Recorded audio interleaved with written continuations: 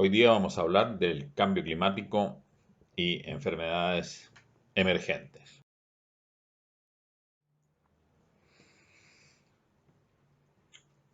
Desde el punto de vista ecológico, la evolución de la humanidad se puede dividir en tres etapas fundamentales y actualmente se piensa que ya estamos en una cuarta. Si uno piensa que el hombre se origina aproximadamente, si consideramos a Homo sapiens, hacia alrededor de 300.000 años, y si consideramos a Homo habilis, estaríamos hablando de hace más de 2,3 millones de años. Entre esa etapa del origen de nuestra especie y hace aproximadamente unos 10.000 años, el hombre se encontraba en una etapa de cazador-recolector, en que fundamentalmente el uso de los recursos ocurría sin transformación del entorno. Posteriormente, con la aparición de la agricultura, hace aproximadamente 8 a 10.000 años atrás, en Sumer o Sumeria, cambia la relación con el medio, ya que se hace uso de los recursos naturales con cierta transformación del entorno en las zonas agrícolas a través del cultivo y de la ganadería. Posteriormente, en el siglo XVIII, en la Revolución Industrial, se produce un cambio fundamental del uso de los recursos con una transformación generalizada de todo el entorno. En la etapa de cazador-recolector, que fundamentalmente ocurre en el Paleolítico, el hombre se adapta al medio ambiente como cualquier otro organismo. Las poblaciones que mantiene son pocas, numerosas y en equilibrio, en general son nómadas. La esperanza de vida es baja. Las principales fuentes de alimentación son a través de la caza y la recolección de vegetales, y por otra parte la construcción se basa fundamentalmente en la madera. En esa época se desarrollan algunas herramientas bastante básicas, arcos, útiles de pesca, etcétera, y los medios de transporte son también básicos. La fuente de energía fundamental es la energía solar y la energía en forma de calor que se adquiere a través del fuego. El gasto de la energía ocurre a través de la fuerza muscular fundamentalmente y no a través de máquinas. Por lo tanto, el impacto ambiental en esa época, es decir, aproximadamente desde el inicio de la especie humana, unos 300.000 años, hasta hace aproximadamente 10.000 años, es una etapa de cazador-recolector. Posteriormente nos encontramos con la aparición de la agricultura en la etapa agrícola ganadera. Aquí el hombre libera su dependencia directa de la naturaleza a través de la aparición de los cultivos. Hay un aumento en la eficiencia en la producción de alimentos y aparecen los excedentes de alimentos. Y por lo tanto aparece una división de la labor con la aparición de estratos sociales. Aparecen nuevas tecnologías, por ejemplo, el arado, distintos carruajes, barcos más sofisticados, etc. Se fabrican herramientas con cobre, bronce y hierro en la de los metales. Aumenta la eficacia de las labores agrícolas, se explotan mayormente los recursos. Y la utilización de la energía ya no es solo la energía solar, sino que se utiliza además el agua, el viento con la construcción de molinos, se mejoran los medios de transporte y las poblaciones se vuelven más numerosas con la aparición de los distintos imperios. Las poblaciones son más sedentarias y con mayor esperanza de vida, y las sociedades se vuelven jerarquizadas.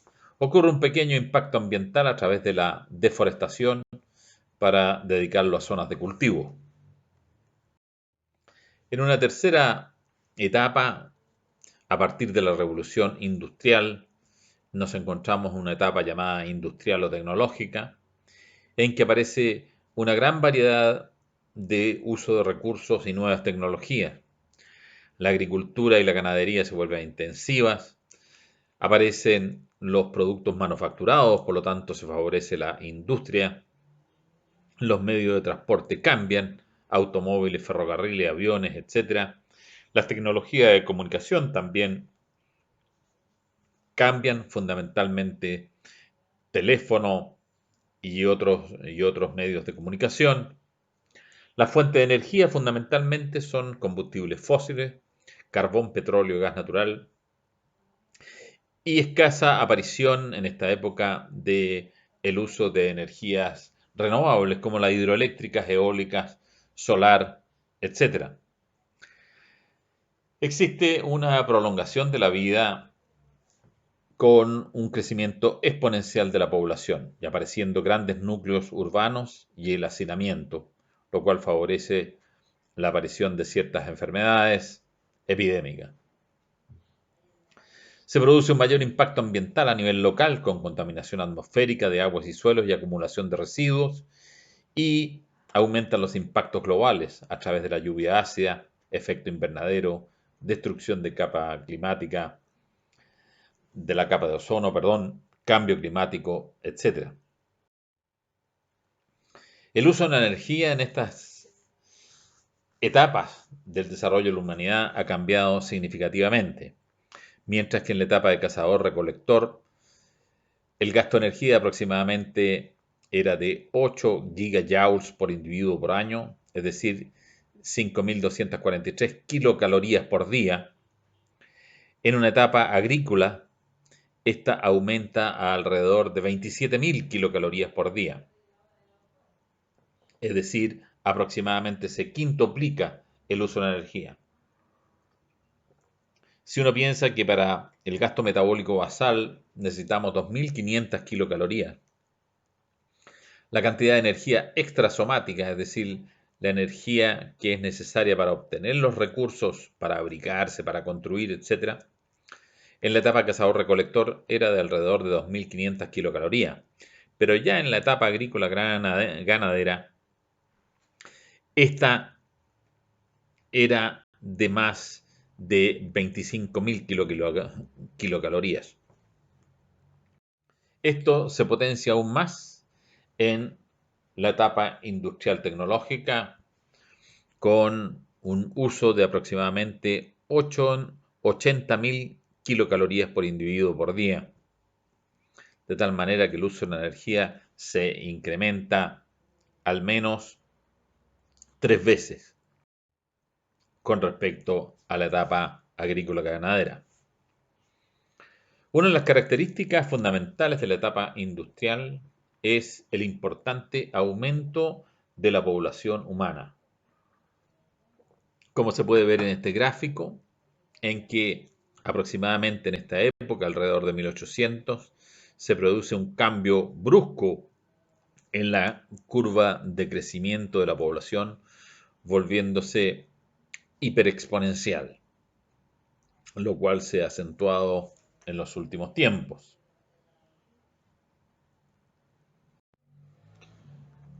Sin embargo, observamos que existen diferencias en los crecimientos poblacionales en distintos continentes. Así, si observamos el gráfico de arriba a la izquierda, podemos ver que el crecimiento actual de la población humana está fundamentalmente dado por el crecimiento en los continentes de África y Asia, mientras que el resto de los continentes tienden a la estabilización. Pero por otra parte, observamos en el gráfico de abajo a la derecha, en que las tasas de fertilidad, es decir, el número de recién nacidos por cada mujer, han ido disminuyendo a lo largo del tiempo en todos los continentes, tendiendo a la estabilización en la mayoría de ellos, a excepción de África, que sigue una fuerte curva de descenso.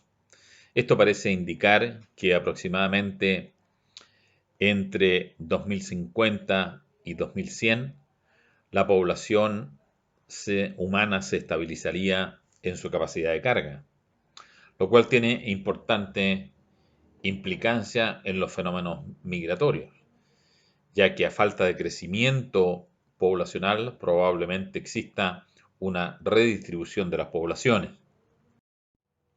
Finalmente llegamos a la cuarta etapa que llamamos el Antropoceno, que para algunos autores es una verdadera era de la humanidad, que comenzaría aproximadamente a mediados del siglo XX y el punto de inicio sería aproximadamente el lanzamiento de la bomba atómica en Hiroshima. Fundamentalmente el Antropoceno es una extensión de la etapa anterior, pero la magnitud del efecto sobre el ecosistema es muy diferente. Siendo el hombre un ingeniero ecosistémico, es decir, un organismo que es capaz de modificar sustancialmente el medio, el hombre en la construcción de su propio nicho ha llevado el efecto sobre la naturaleza a extremos no antes vistos. El régimen de subsistencia sigue siendo la agricultura, la ganadería, el comercio y los servicios a un nivel intensivo. Sin embargo, hay innovaciones tecnológicas como energías no biológicas, el desarrollo importante de la informática, las comunicaciones con Internet, el desarrollo de la ingeniería genética, la robótica, etcétera, que hacen que esta etapa sea muy distinta. Por otra parte, el uso de la energía se ha triplicado respecto a la etapa industrial, siendo aproximadamente de 237.000 kilocalorías por individuo día en nuestros días. De tal manera que el impacto sobre el ambiente es muchísimo mayor. Tal vez una de las curvas que muestra el impacto que se está produciendo sobre el medio ambiente es la llamada curva de Killing, que mide la cantidad de dióxido de carbono que se ha ido generando en periodo histórico en el observatorio de Mauna Loa.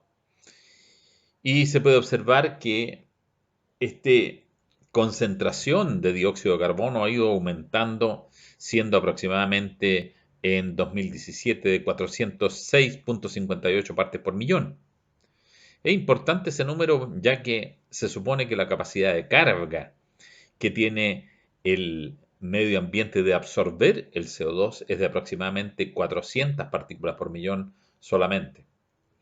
De tal manera que existe un sobrepaso de la capacidad de absorción de dióxido de carbono de la naturaleza. Es decir, esto indica que habríamos pasado el punto de quiebre en la contaminación por CO2.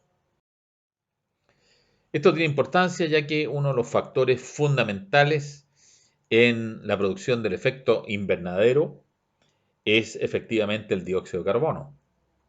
Pero sin embargo hay que recordar también que este efecto invernadero a nivel de la Tierra es el que permite que exista vida en la Tierra. Es decir, es necesario un cierto efecto invernadero para mantener una cierta cantidad de calor que permite la vida de los organismos, pero sin embargo esto está aumentando. El balance de energía en watts por metro cuadrado aproximadamente entre el 2000 y el 2004 era de aproximadamente 1 watt por metro cuadrado, es decir, la potencia de 1 joule por segundo por metro cuadrado era la absorción neta de la Tierra, la absorción de calor neta de la Tierra. Y esto se produce una parte por la radiación solar que entra, cuánto de esta es absorbida por la superficie, cuánto de esta es reflejada, y por otra parte, cuánta de esta se refleja en los gases de efecto invernadero y vuelve hacia la Tierra provocando un aumento del calor absorbido.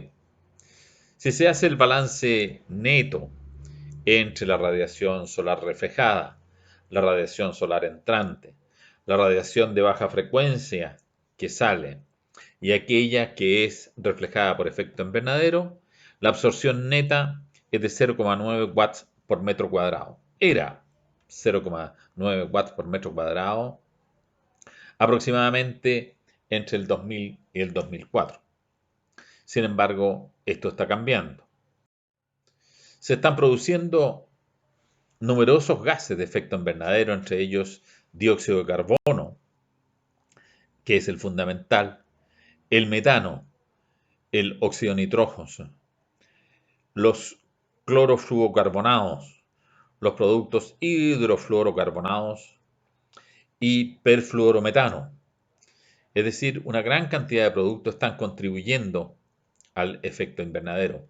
Un aspecto importante que les puse en la tabla arriba a la izquierda es que las tasas de recambio en la atmósfera de estos elementos, de estos compuestos, es muy larga. Es decir, cualquier cosa que hagamos ahora va a tener una repercusión bastante tardía a nivel de la atmósfera. Observen que el dióxido de carbono, la vida media en la atmósfera es entre 5 y 200 años. El metano alrededor de 12 años. El dióxido de nitrógeno alrededor de 114 años. El clorofluorocarbono 45 años. Pero hay otros compuestos de más de 260 años y otros 5000 años. Es decir, lo que podamos hacer ahora en la reducción de gases de efecto invernadero va a repercutir recién en décadas o centenas. Se han hecho numerosos estudios. ¿Qué es lo que pasa con nuestra producción de dióxido de carbono? ¿Cuáles son las rutas posibles de producción de dióxido de carbono por la humanidad? Y se han propuesto algunas rutas que se llaman RCP, ¿no es cierto? Son los escenarios de producción de dióxido de carbono posibles en el futuro, y hay algunos que son optimistas y otros que son pesimistas.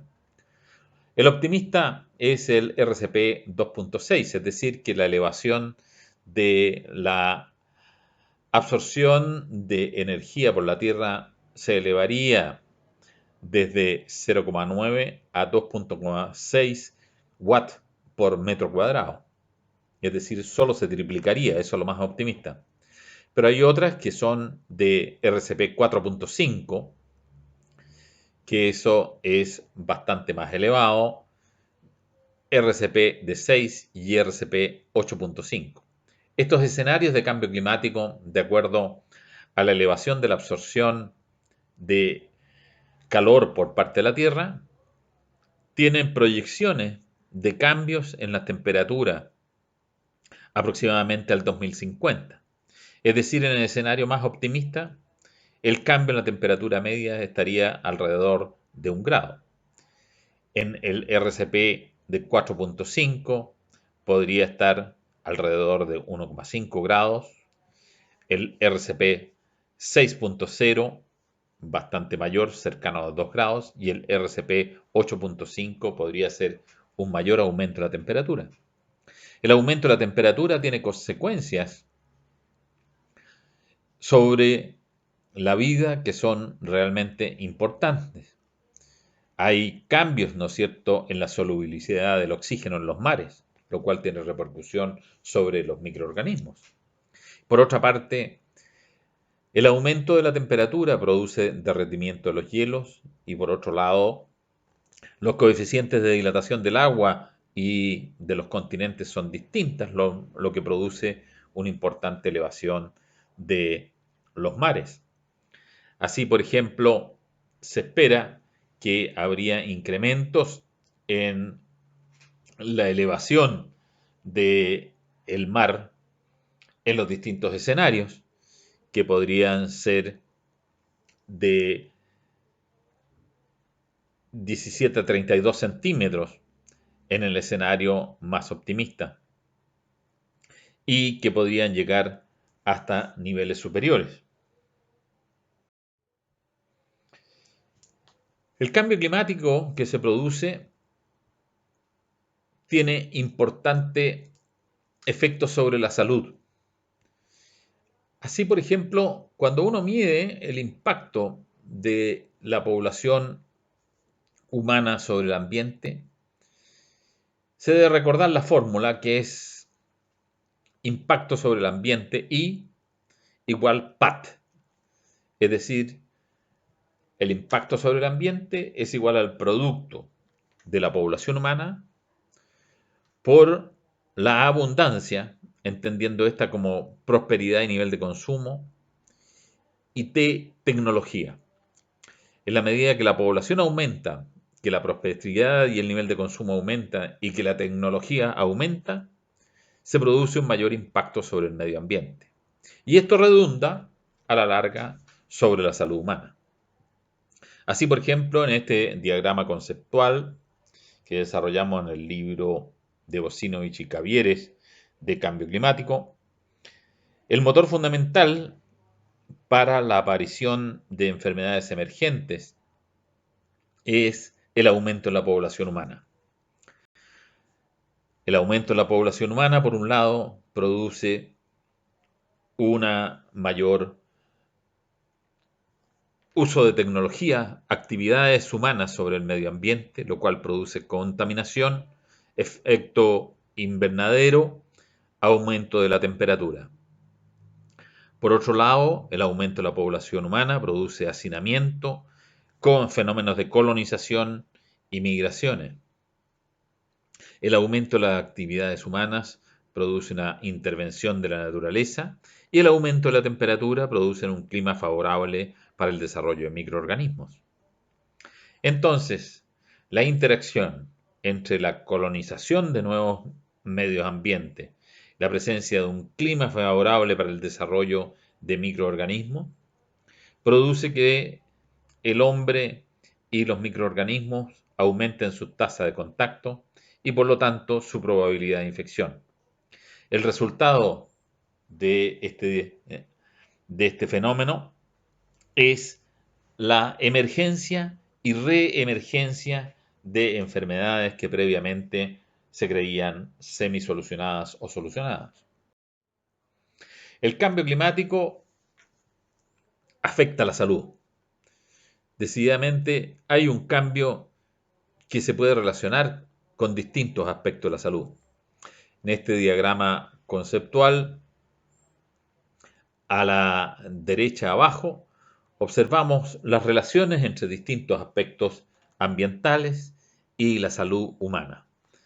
Así, el cambio climático, la depresión de la capa de ozono, por diversas vías van a afectar la salud humana. La degradación de suelos va a afectar la productividad de los agroecosistemas y también la salud humana. El cambio climático va a producir una disminución de las aguas potables y por lo tanto afecta la salud humana. Y por otro lado, el cambio climático afecta la biodiversidad y la función ecosistémica, lo que a la larga también afecta a la salud humana. En el estudio del Lancet Countdown de 2018 y el estudio posterior de 2019 se identifican numerosos factores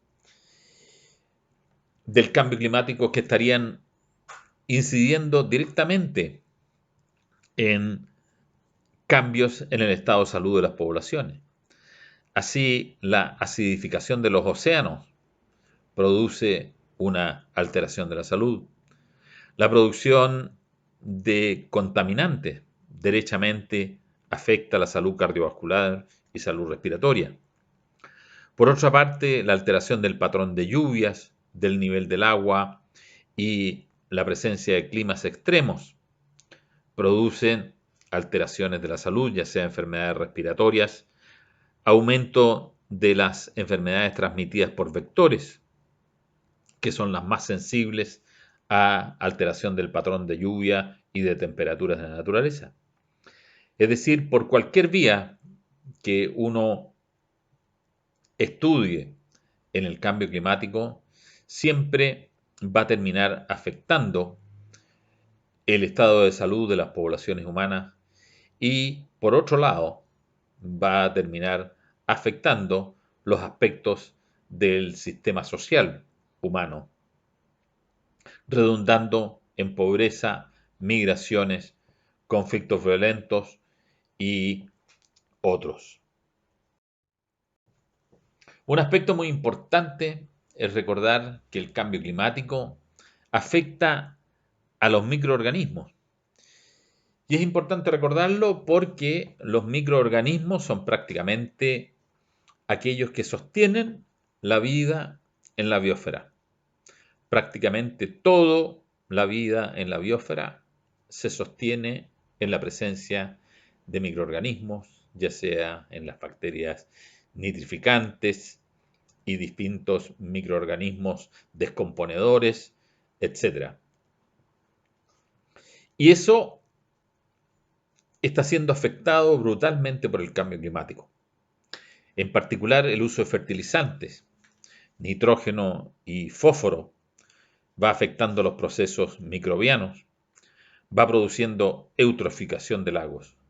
Por otra parte, la producción de dióxido de carbono y dióxido de nitrógeno están contaminando el ambiente, produciendo gases de efecto invernadero, calentamiento global, presencia de lluvia ácida. Los metanógenos, por ejemplo, la población del ganado ovino, ganado vacuno, están produciendo alteraciones importantes en la naturaleza. Y esto redunda finalmente en una alteración de la diversidad microbiana, una alteración del fitoplancton marino. Entonces disminuye la diversidad microbiana y afecta la capacidad funcional de los microorganismos para soportar la vida. Bástenos recordar que el dióxido de carbono en un 50% es absorbido por el fitoplancton marino. Es decir, no solo las plantas son importantes y la reforestación importante en la absorción del dióxido de carbono, sino también es importante cuánto de este dióxido de carbono es procesado por el fitoplancton. Y resulta que una elevación de la temperatura promedio disminuye la capacidad de difusión de oxígeno en el agua y produce una alteración y una disminución de las poblaciones de fitoplancton y proliferación de otro tipo de microorganismos. Los microorganismos son afectados y gran cantidad de enfermedades son afectadas. Por ejemplo, entre las transmitidas por vectores, el West Nile virus, la malaria, dengue, la enfermedad de Lyme. Entre las waterborne, es decir, transmitidas por agua, el cólera, los criptosporidios, rotavirus. Entre las transmitidas por aire, los virus influenza, hantavirus, coccidiomicosis. Y las transmitidas por alimentos, salmonelas, campylobacter, etc. Los factores fundamentales climáticos que están afectando son la alteración de las precipitaciones, la humedad relativa y el patrón de lluvias.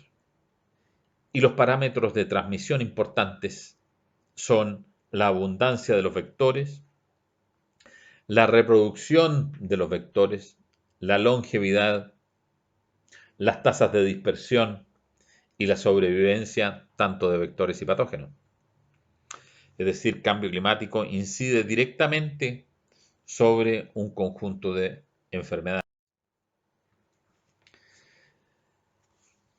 Los microorganismos son afectados, como hemos dicho, por el cambio climático y algunos de los aspectos que se están cambiando son la vida marina, en que se alteran las relaciones de las distintas poblaciones de microorganismos, apareciendo eh, enfermedades en los organismos vivos o proliferaciones algales como la marea roja, etc. Por otra parte, se favorece con estos cambios antropogénicos la presencia de infecciones a nivel de los vegetales. Por otro lado, aumentan las enfermedades transmitidas por vectores, que es tal vez uno de los aspectos más reconocidos. Por otra parte, y asociado al cambio climático, existe un concepto más general que es el cambio global, que es el cambio antropogénico en distintos aspectos que van más allá de lo climático. Por ejemplo, el aumento de las comunicaciones es muy importante porque favorece la transmisión de infecciones entre distintos continentes, como hemos visto con la aparición de ciertas epidemias en el último tiempo. Por otro lado, el cambio climático y el crecimiento de la población humana está favoreciendo las tasas de resistencia antibiótica, ya que muchos de los antibióticos están siendo reciclados en la naturaleza, están siendo eliminados hacia la naturaleza. Y por otra parte, gran cantidad de los antibióticos se están usando en la población animal, lo que está favoreciendo la aparición de resistencia de cepas que son potencialmente patógenas o resistentes en el hombre. Este estudio de Kate Jones es un estudio clásico de 2009 que muestra que entre 1940 y los años 90 se ha producido un aumento importante en todas las enfermedades emergentes, sean estas de naturaleza zoonótica en términos generales, sean zoonóticas en sentido de la vida silvestre, aquellas que no son zoonóticas, aquellas que están relacionadas con la resistencia a droga, aquellas que están relacionadas con insectos vectores, etcétera.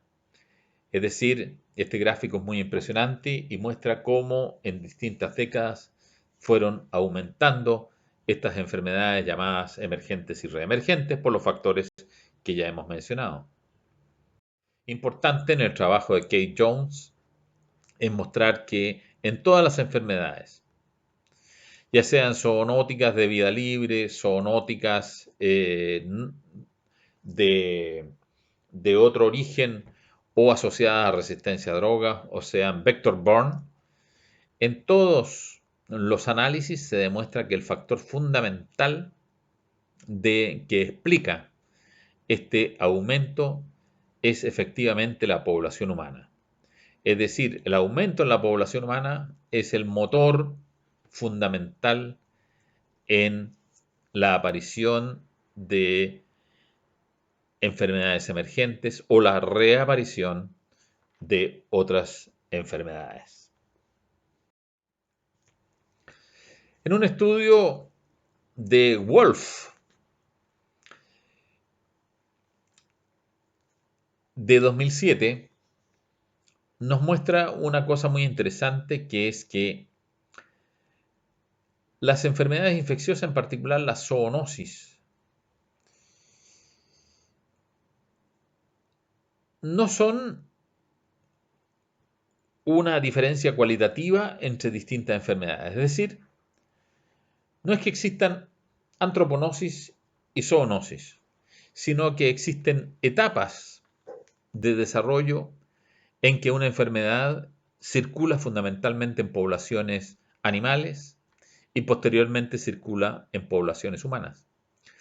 Así, la contribución de Wolf en 2007 fue mostrar que existen enfermedades llamadas en etapa 1, que son las enfermedades que son enzoóticas, es decir, en que los microorganismos circulan en la población animal. Aquellas que se encuentran en la etapa 2, es decir, que circulan fundamentalmente en la población animal, pero ocasionalmente pasan al hombre, como podría ser la rabia. Enfermedades que se encuentran en la etapa 3, es decir, que circulan fundamentalmente en la población animal, pero que tienen algunos ciclos de circulación de cadena corta en la población humana. Enfermedades que se encuentran en etapa 4, que tienen un ciclo zoonótico, pero que tienen ciclos largos de circulación en el hombre. Un ejemplo bonito es el ébola. El ébola se pensaba que estaba en etapa 3, es decir, fundamentalmente circulación en población animal, con cadenas cortas de circulación en el hombre. Sin embargo, desde la epidemia 2014, en que hubo más de 15.000 infectados en el mundo, ya no se puede decir en realidad que el ébola se encuentre en etapa 3, sino que ya hay cadenas largas de transmisión en el hombre. Y la etapa 5 sería aquellas que pierden la conexión con la circulación en la población animal y que se encuentran solo en el hombre, como por ejemplo podría ser el sarampión. Lloyd Smith en 2008 trató de establecer las diferencias fundamentales que existen en estas etapas. Si ustedes se fijan, hay un paso fundamental, que es que la enfermedad circule en la población animal y que pasa al hombre. Eso significa un salto en la barrera de las especies. Eso se llama el spillover o derrame. Es decir, pasa desde una especie a otra especie. Ese no es un fenómeno fácil, ese es un fenómeno fundamental para que una enfermedad que es propia de los animales, es decir, que una enzootia se convierta en una zoonosis. Entonces, ¿de qué depende que ocurra el spillover? O sea, la transgresión de la barrera de las especies. Depende de cuán prevalente es la enfermedad en el reservorio. A mayor prevalencia, mayor posibilidad de que se transmite. ¿Cuánto es la tasa de contacto del ser humano con el dicho reservorio? Y finalmente, ¿cuál es la probabilidad que existiendo contacto se produzca infección? La prevalencia en el reservorio depende de los factores fundamentalmente del reservorio y del microorganismo. Las tasas de contacto dependen de la interacción entre el hombre y la naturaleza, y la probabilidad de que el contacto resulte en infección depende de factores ambientales y en particular depende del estado inmunitario de las poblaciones. Es decir, vemos estos factores fundamentales que son aquellos de los cuales depende la transgresión de la barrera interespecífica. Una vez que esa barrera se ha transgredido, ¿de qué depende de que esté en etapa 2, 3 o 4? Básicamente del número reproductivo básico. Si el número reproductivo es 0, esa enfermedad no va a circular en la población humana. Si ese número reproductivo es mayor que 0 pero menor que 1, las cadenas van a ser cortas. Si es mayor que 1, entonces las cadenas van a ser largas. Por ejemplo, ébola tiene una tasa de reproducción actual de 1.5, es decir, ya es capaz de producir cadenas largas de transmisión. Si ustedes piensan en el coronavirus actual, tiene un R0 de 2.6, de tal manera que produce cadenas largas de transmisión en el ser humano.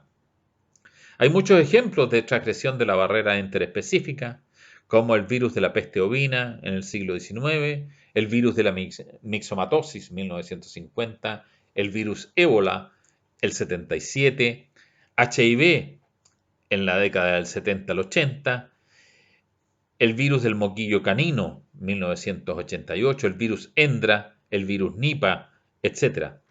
Gran cantidad de ejemplos de la transgresión de la barrera interespecífica. Un ejemplo clásico de aumento de enfermedades transmitidas por vectores es el ejemplo del West Nile virus, que en 1937 solo se localizaba en una región de África.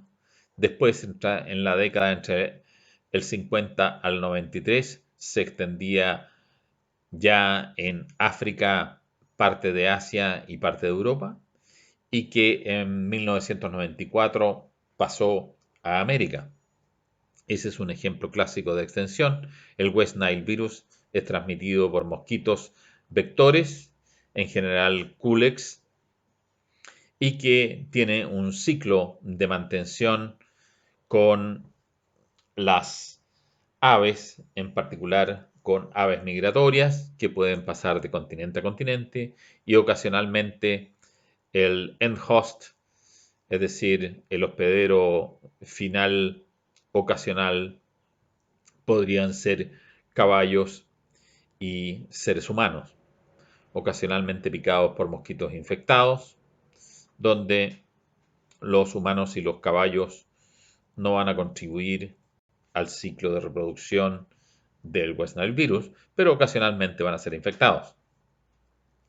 De tal manera que la expansión ha ocurrido en el último tiempo a través de aves migratorias. Otro ejemplo clásico es lo que ha sucedido con el dengue.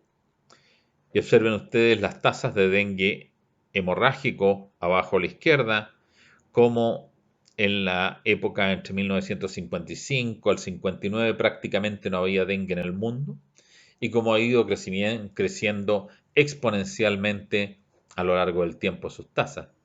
Y eso se debe fundamentalmente a la reexpansión del vector, el Aedes aegypti, que es el mosquito que transmite esta enfermedad, al igual que Aedes albopictus, que actualmente participa importantemente en la transmisión. Observen lo que ha sucedido con la distribución de los mosquitos del género Aedes. En 1930 tenía una gran distribución a nivel de América. Posteriormente, en los años 70, se había reducido prácticamente a la zona del Caribe y por lo tanto el dengue solo estaba limitado a esa zona. Y desde 2007 en adelante hay una reexpansión y una ocupación de su hábitat original de toda prácticamente América. Y la consecuencia es lo que vemos en el gráfico arriba a la derecha.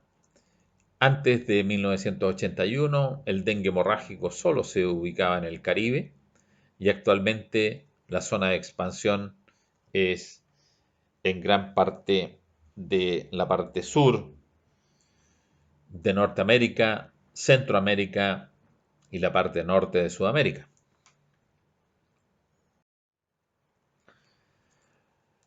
El hombre produce actividades humanas que afectan la naturaleza y estas a su vez afectan distintos tipos de enfermedades. Por ejemplo, los cambios ambientales que producen las represas, los canales de regadío, alteran en tasas de enfermedades como la esquistosomiasis, la malaria, el mintiasis o oncocercosis por distintos mecanismos. Al haber más agua, aumentan los hábitats para caracoles, aumentan la tasa de contacto con humanos, también aumentan los sitios de reproducción de mosquitos, aumenta la humedad del suelo y las tasas de contacto con larvas con humanos, en el caso del mintiasis, aumentan los sitios de reproducción de los simúlidos, en el caso de la oncocercosis.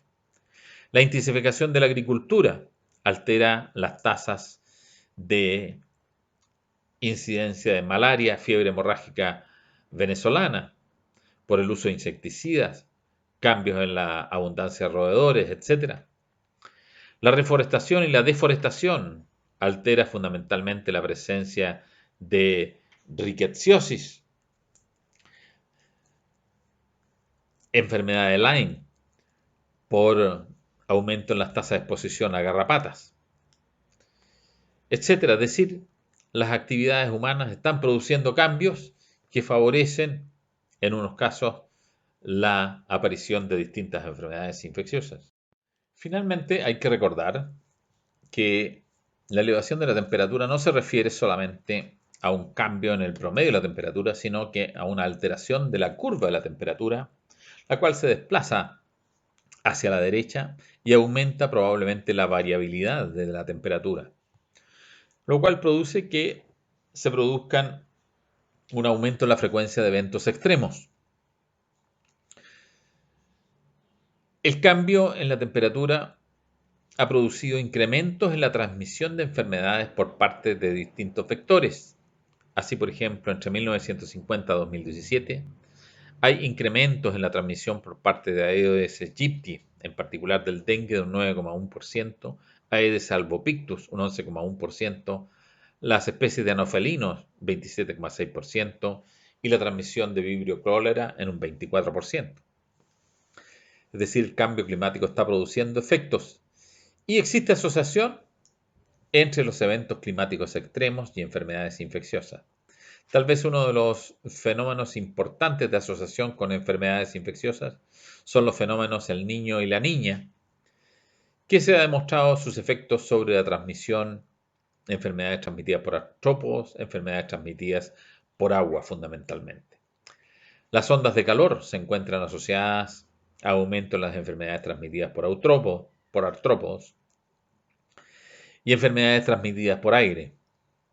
Las sequías, aumento de la diarrea, las inundaciones, también tienen efectos sobre aparición de distintas enfermedades, entre ellas malaria, tifoidea, cólera, la presencia de criptosporidios, etc. Bueno, con eso terminamos y damos una idea general de los efectos del cambio climático sobre distintas zoonosis. Muchas gracias por su atención. Punto.